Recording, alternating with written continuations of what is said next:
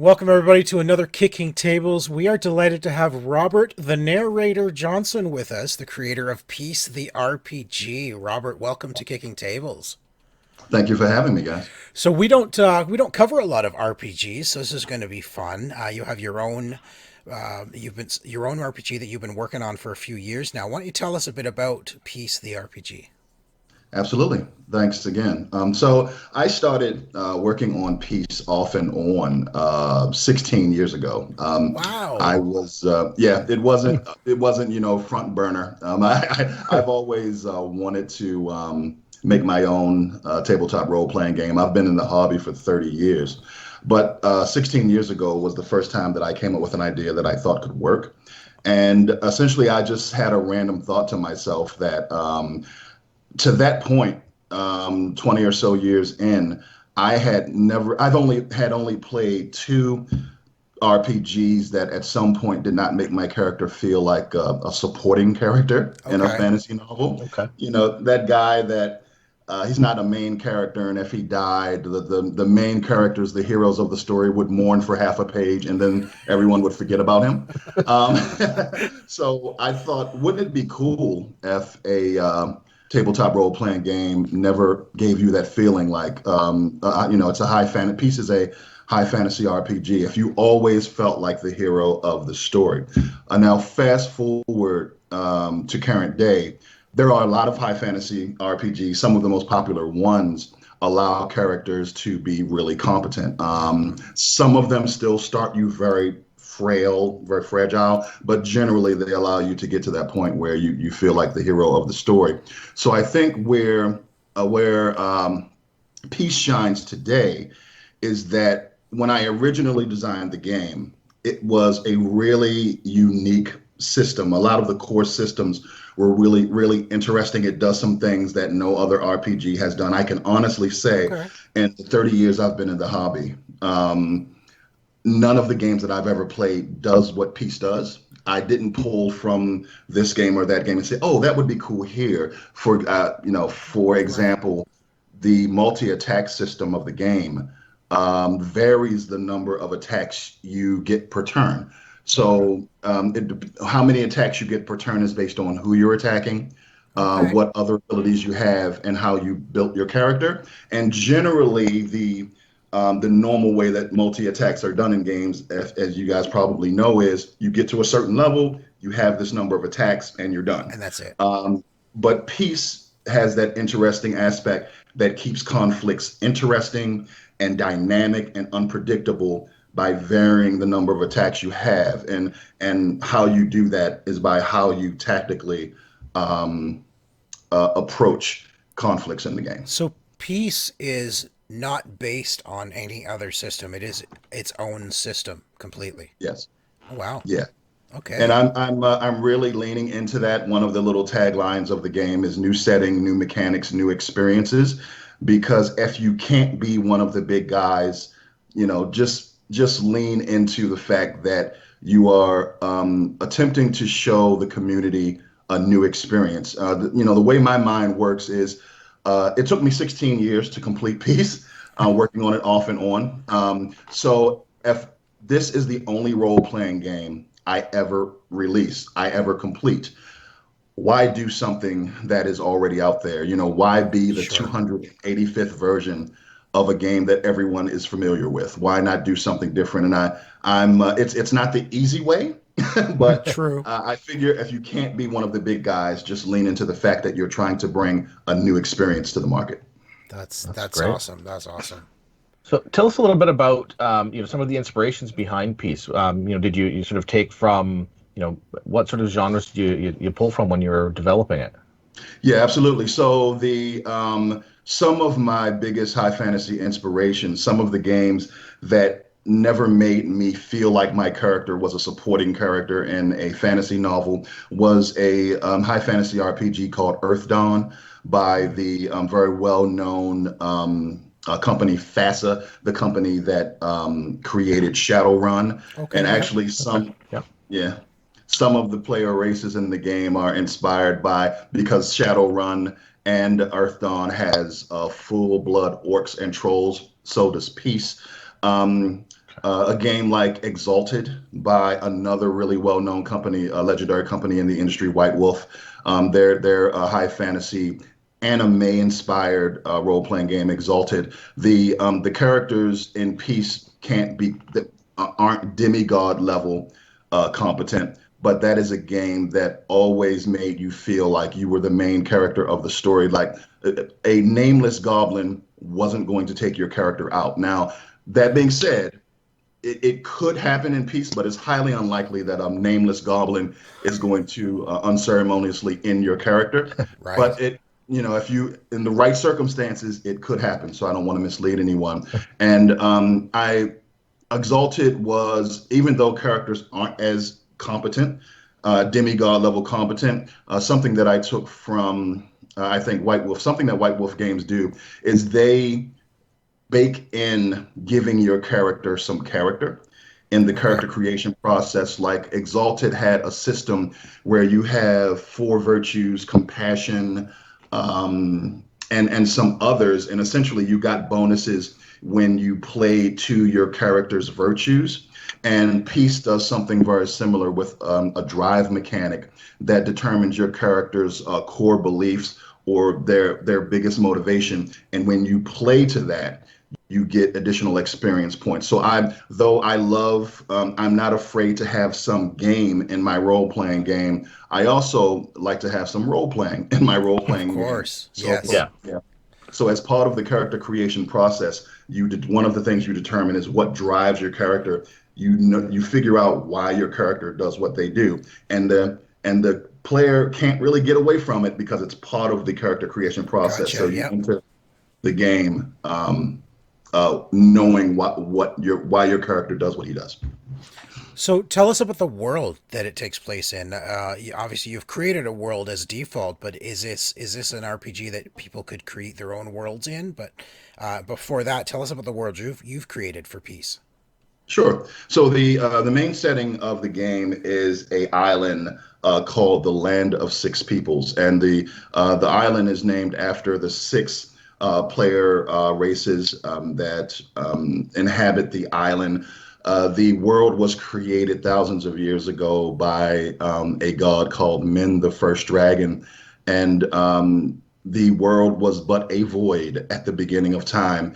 And Min, the First Dragon, breathed and burnt away the darkness. And one of the sentences or phrases in the creation myth of the game is, "Darkness will remember this." Oh, And Men created the four elements, created humans to be caretakers of the four elements, and went on his way of creating the rest of the cosmos. As he created other beings outside of the main setting of the game, they became very jealous that the humans were the caretakers for the elements that fed the entire cosmos and begin to invade. And some of the human caretakers were very heavy-handed with their response because they took their duties of protecting the elements that fed the cosmos very seriously. And the water caretakers of the setting opened a portal from the source of elemental water into one of the invaders' their where they were from, and drowned the entire world. okay. And Men did not really take too kindly to such a very violent response to being protectors of the four elements. So he created the other races of the world, the elves, to oversee the humans. Created half giants who are also part of the setting as a player race Okay. to watch over the elves, and divided the different planes of existence so that those incursions would not happen again. And where the game starts in the Land of Six Peoples is the six-player races. War has come to an end for the most part. There are no open hostilities, but there is an ancient prophecy in the setting which relates to the title of the game. And what that ancient prophecy says is that this world will only realize peace once it has destroyed itself during the struggle between good and evil. Okay. So Okay. it's more like rest in peace. Now the setting is a bright and shining high fantasy setting with a dark side. Though the subject matter is serious and kind of threatening, the darkness that the heroes have to deal with is under the surface. So they, as a hero of the world, you're trying to prevent the this ancient prophecy Yeah. from coming to fruition, and that's what you are driven to do. Okay. Awesome. So tell us about the player classes that you can choose from. You said there's six that you can choose from. Well, there are six player races. Player races. Okay. Yeah, did you want to know about? I'll give a breakdown of the races, or did you Yeah, want to talk I'd love to about? know about the breakdown of the races and like when somebody's creating their character, how like what are their options?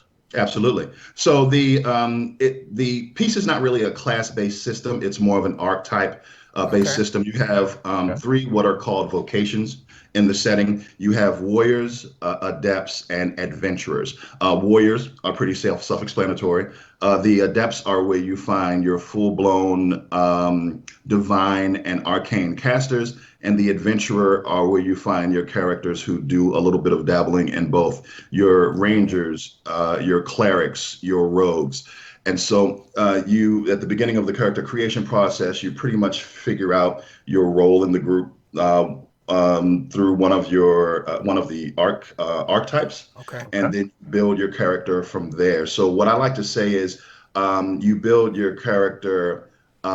You build your class in peace. The class is not pre-built for you. So, for example, if you are an adventurer, you select the adventurer vocation, but then you build the character from scratch. So if you want to be a rogue, you choose talents that would be very interesting to you for a rogue character. Or if you wanted to be a cleric, you choose the minor rights talent and then are under the restrictions to use that basic talent. So you Okay. come up with an archetype, and then you build from there. You're not locked into a a class structure. Excuse me, a class structure really.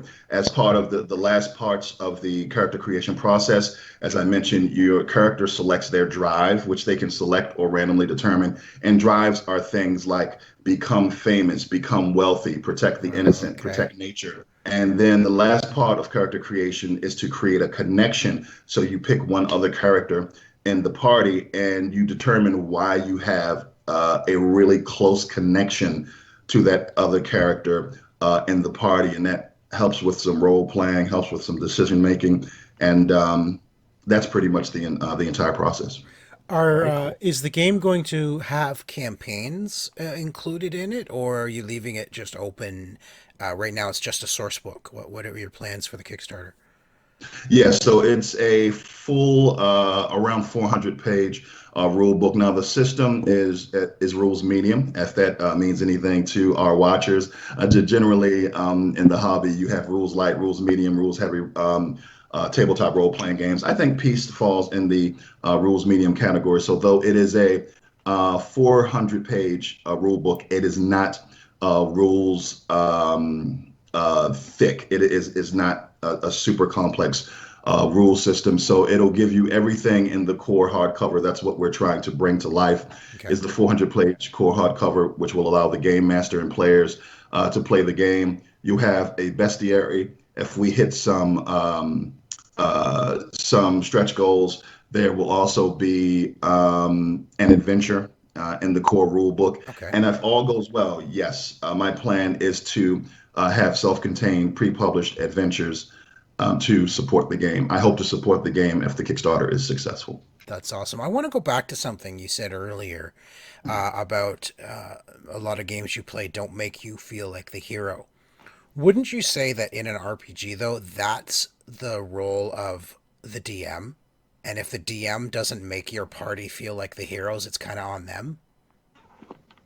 Yes, I think the game master has a lot of control over the game that you're playing. If a game master really focuses on role playing, you can have a role play character interaction heavy experience. If you have a game master who wants to ignore character interaction and go heavy dungeon crawl or heavy physical conflict, that is the game that you are going to have. So yes, the game master has a lot of control over that, and they can definitely do things in in a game where player characters are very frail and they at the lower levels of the game they can be taken out very quickly.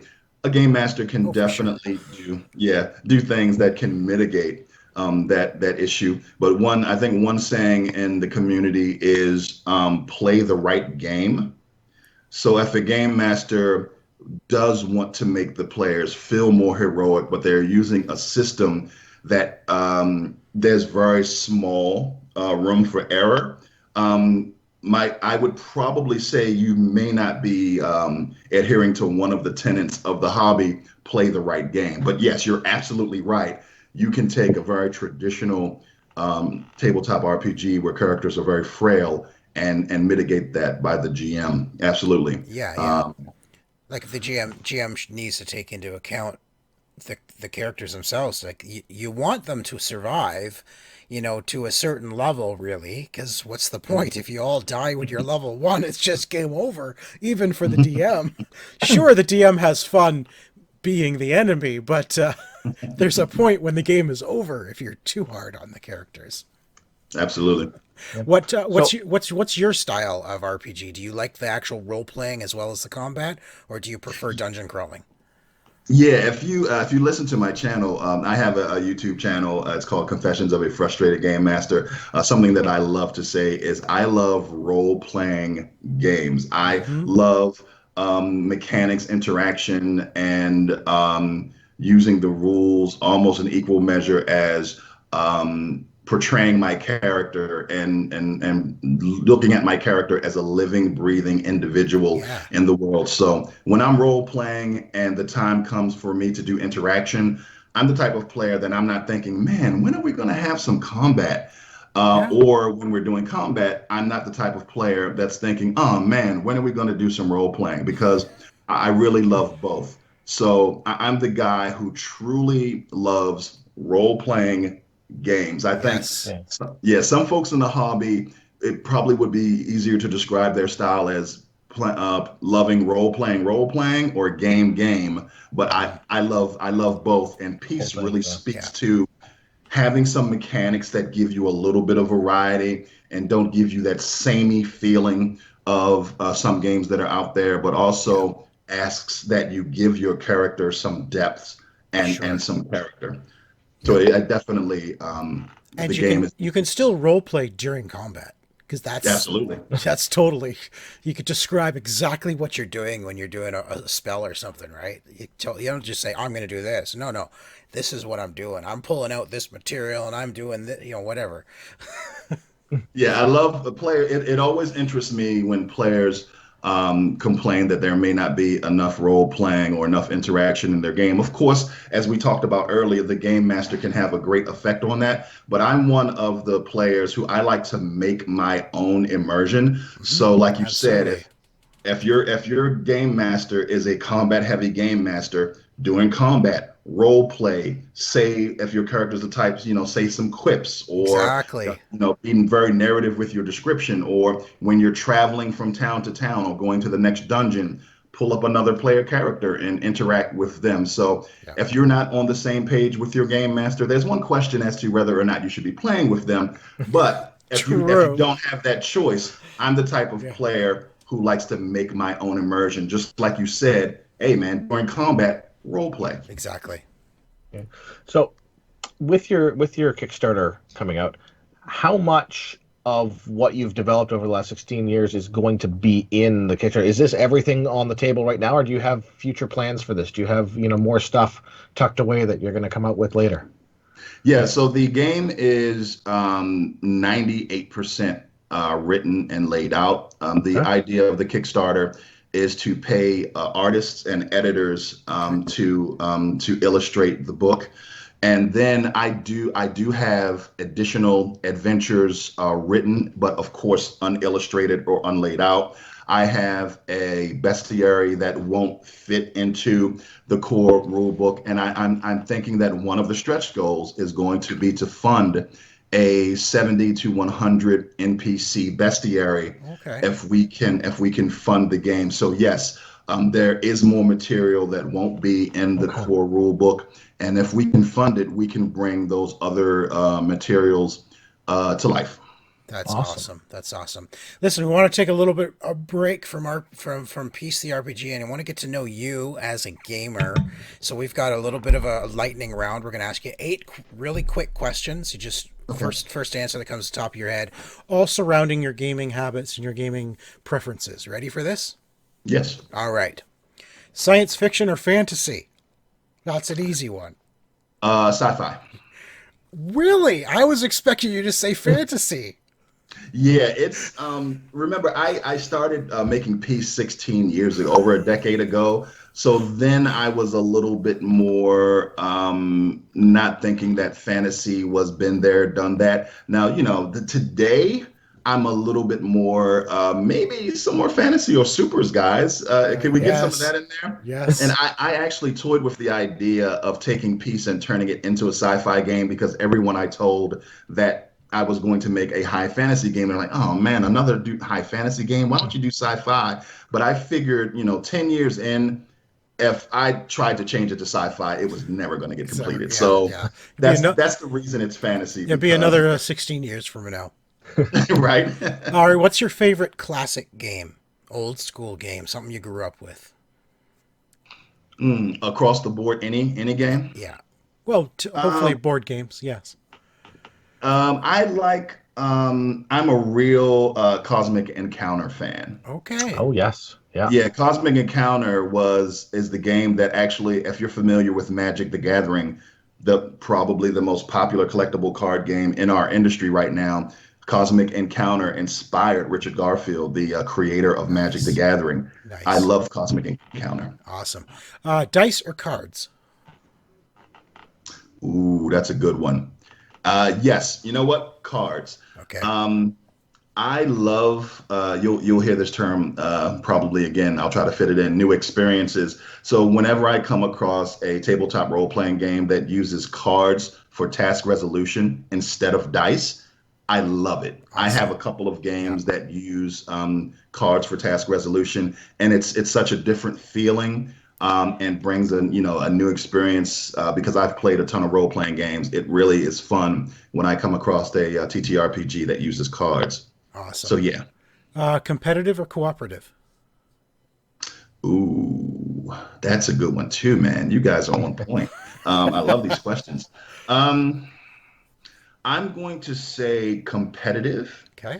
And the reason for that is the style of play that was really defined for me since I started my YouTube channel is a play style and role playing games called Play to Find Out, which briefly just means that the world has an objective reality. The NPCs have beliefs and goals. So when you interact with the world, the game master is not trying to, I'm as a game master, not trying to change things to make a good story. Whatever is real is the truth about the world is what the players come up against. So that can be considered a more competitive than cooperative style because the opposite style to play to find out is play to create where you are trying to tell a good story. So if it wouldn't be a good story for the player character to die right now, the GM may fudge rolls to Sure. tell a good story. And excuse me, that's I guess that could be considered more cooperative. So though I'm not an adversarial GM by any stretch of the imagination, I guess I'm more on the competitive side because I expect the player characters to bump up against the established reality of the world and do the best that they can against that Yeah. objective reality and NPCs who have beliefs and motivations just like they do. All right. Worker placement or area control? Hmm. Those are video game terms. Nope. Board game. No. Board game term? I'm not familiar. I'm not familiar with those terms. That's okay. I'm pretty sure I've done it before, but No worries. We can move on. Game you will most want to add to your collection. that's a great question. Oh, Star Trek Adventures. It's Okay. Yeah. yeah, new role playing game released actually maybe a couple of years ago. I want the Klingon version of the game. I've always wanted to play Klingons in the Star Trek universe because I think their society is so interesting. Yeah. So yeah, I would say Star Trek Adventures, the new Klingon source book. Awesome. What's your favorite modern game? Favorite modern game right now is probably Numenera, Okay. by Monty Yeah. Cook Games.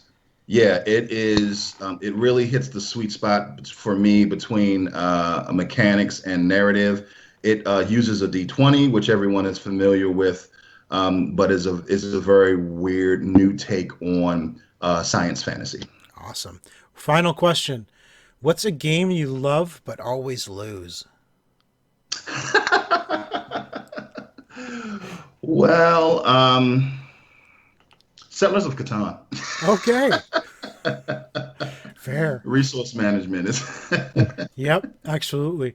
All right, Yeah, I love it. Robert, it's been such sorry, tongue-tied. It's been such a pleasure to have you on the show. Before we let you go, give us your final thoughts on Peace the RPG. What do you want people to know about this, and why should they back your game?